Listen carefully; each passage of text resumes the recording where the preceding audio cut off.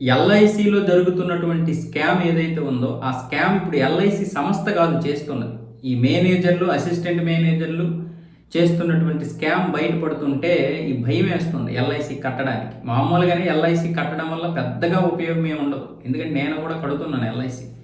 దానివల్ల ఉపయోగం ఏమి ఉండకపోయినా సరే, మన డబ్బులు ఏదో సంవత్సరానికి ఎంతో కొంత 10,000, 15,000 ఆదా అవుతున్నాయి, పక్కన పడేసాం. అది ఎప్పుడో వస్తే మనం 15,000 కడితే అప్పుడు మొత్తం మెచ్యూరిటీ అయిన తర్వాత దాని నుంచి మనకు వచ్చేది మహా అయితే 15,000 అంటే 17,000 ఆ యావరేజ్గా వస్తాయి. అంతకుమించి ఏం పెద్దగా రావు.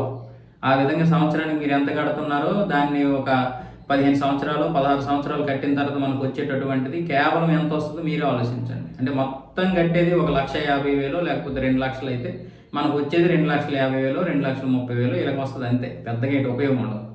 కానీ మన డబ్బు ఏదో మనకి వచ్చేస్తుంది నీతి నిజాయితీగా. ఎల్ఐసిలో ఉన్నటువంటి అదే గొప్పతనం.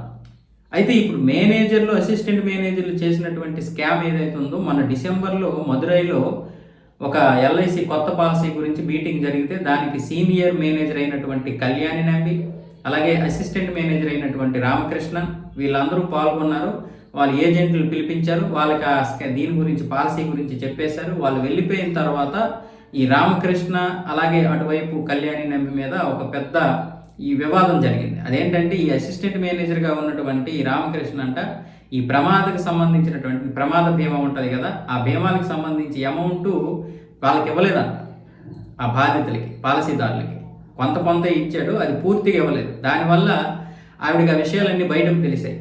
దాంతో ఆవిడ ఏం చేసింది, ఎవరి డబ్బులు వాళ్ళకి ఇచ్చేసే, లేదనుకుంటే మాత్రం నేను ఉద్యోగం నుంచి తీయడమే కాకుండా పోలీసులకు కూడా ఇన్ఫామ్ చేస్తాము, తర్వాత అది ఎల్ఐసికి పెద్ద చెడ్డ పేరు వస్తుంది కాబట్టి నువ్వు వెంటనే ఈ ఖాతాలో డబ్బులు అయితే వేసే, లేదనుకుంటే వాళ్ళకి డబ్బులు ఇచ్చేసినట్లుగా వాళ్ళని మేము పిలిపిస్తాం, వాళ్ళ ముందే డబ్బులు ఇచ్చేయాలన్న విధంగా ఆవిడ మాట్లాడింది. ఆ మాట్లాడేసరికి అతనికి అది కోపం వచ్చినట్టుంది. ఇద్దరి మధ్య వాగ్వాదం జరిగింది. ఆవిడకి ఏం చేసాడంటే అక్కడ జనరేటర్ కోసం ఉపయోగించేటటువంటి పెట్రోల్ ఆవిడ మీద పోసేసి నిప్పంటించేసి తలుపుకి తాళం వేసాడు. ఆవిడ అక్కడ చచ్చిపోయింది. ఇది తన మీదకి రాకుండా ఉండేందుకు అది ఒక అగ్ని ప్రమాదం జరిగిందన్న విధంగా ఇంకొక గదిలో కూడా కొంత పెట్రోలు ఏదేదో గ్యాస్ పోసేసి నిప్పంటించాడు. అనుకోకుండా అది వాడికి కూడా అంటుకున్నాయి. దాంతో పాక్షికంగా వీడు కూడా కాలాడు. ఆ తర్వాత చెయ్యికి అలాగే వాడి మిగతా భాగానికి కూడా బాగా కాలింది. అందరినీ విచారించారు పోలీసులు. ఈ యొక్క విషయంలో అందరినీ విచారించారు. అక్కడ ఏజెంట్లు వచ్చారు కదా, వాళ్ళందరినీ విచారించినా ఎటువంటి అనుమానం రాలేదు. కానీ రామకృష్ణన్ చెప్పినటువంటి సమాధానాలకు మాత్రం వాళ్ళకి పొంతన కుదరలేదు. దాంతో గట్టిగా అనేసరికి అసలు విషయం బయట పెట్టేశాడు రామకృష్ణ. ఇలా జరిగింది, ఈ అవకతవకలు జరిగాయనే ఉద్దేశంతో నా మీద ఆవిడ ఆరోపణలు చేసింది, నేనేమొచ్చేసి కోపంలో నిప్పంటించేసానని చెప్పాడు. ఆ తర్వాత ఏమొచ్చేసి ఆరోపణలు అన్నాడు. కానీ అవన్నీ ఎంక్వైరీ చేస్తే నిజాలని తెలిసింది. బాధితులకు ఇవ్వాల్సినటువంటి డబ్బు మొత్తం తినేశాడు వీడు.